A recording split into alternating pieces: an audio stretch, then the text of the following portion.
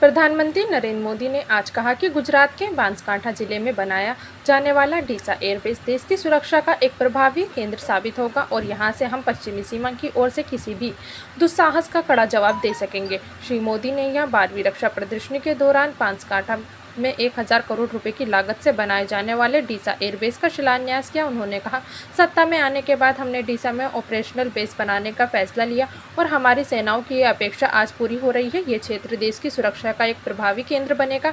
इस बेस के वर्ष 2024 तक बनकर तैयार होने की संभावना है और यहाँ से सभी अत्याधुनिक विमानों का संचालन किया जा सकेगा।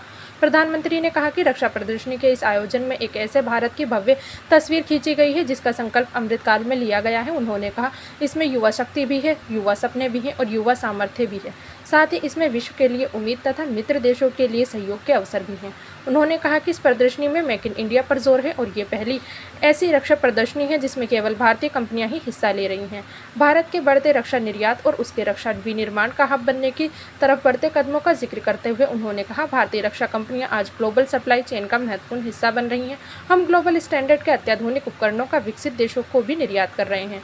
प्रधानमंत्री ने कहा कि रक्षा क्षेत्र में भारत इच्छा शक्ति, नवाचार और योजनाओं पर अमल के मंत्र पर आगे बढ़ रहा है और इसका परिणाम है आज से 8 वर्ष पहले तक भारत की पहचान दुनिया के सबसे बड़े रक्षा आयातक के रूप में होती थी, लेकिन नए भारत ने इच्छा शक्ति दिखाई और मेक इन इंडिया आज रक्षा क्षेत्र की सफलता की कहानी बन रहा है। पिछले 5 वर्षों में हमारा रक्षा निर्यात 8 गुना बढ़ा है।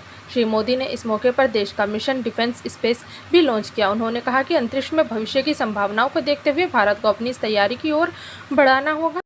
सेनाओं को नए समाधान तलाशने होंगे। उन्होंने कहा, स्पेस में भारत की शक्ति सीमित न रहे और इसका लाभ भी केवल भारत के लोगों तक ही सीमित न रहे, यह हमारा मिशन भी है और विजन भी है। श्री मोदी ने कहा कि देश को रक्षा क्षेत्र में आत्मनिर्भर बनाने के लिए जहां एक और निजी तथा सार्वजनिक क्षेत्र कंधे से कंधा मिलाकर तेजी से काम कर रहे हैं, वहीं हमारी सेनाओं ने भी स्वदेशी रक्षा उपकरणों तथा हथियारों के इस्तेमाल का साहसिक निर्णय लिया है। इस मौके पर उन्होंने रक्षा साजो सामान के आयात पर रोक लगाने की दिशा में उठाए जा रहे कदमों के तहत स्वदेशी रक्षा साजो सामान की चौथी सकारात्मक सूची भी जारी की। इससे पहले भी इस तरह की 3 सूचियां जारी की जा चुकी हैं। इस सूची में शामिल सामानों का अब देश में ही विनिर्माण किया जाएगा और इनका आयात नहीं किया जाएगा।